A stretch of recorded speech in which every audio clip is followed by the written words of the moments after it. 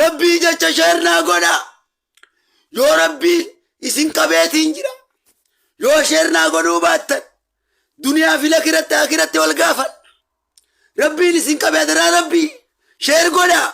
Hoggaate kaatee sheer goote. Sheeriin ati goote tun. Intalti takka akkana jettee suuraa si as baasee viidiyoo si as baasee. Kunoo qullaa Maariyoo gootee Bangaaliidhaan Maariyoo baate. Maariyoo jechuudhaan asiin dhuftee Maariyoo jeetuma siggata haqqisu eegala.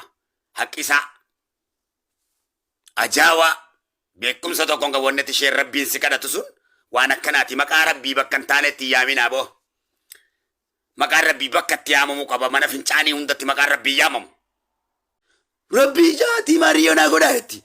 Taap naa godhaa. Maal naa godhaa. Taap rabbii jaati. Adaraa rabbii. Okkee sii goone yookaan jennee rabbii keenya nutti yaamtee miire.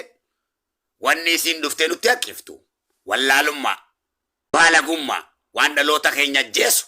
Waan sammuu teenya xiqqeessuuf nu tuffachiisu. Waan saba xiqqeessu. Kana saba irratti sheer godhaadhaa jetti. Tun gaa diina Oromooti. Diina sammuu Oromooti. Akkuma diina sammuu keetiif irraa eegi.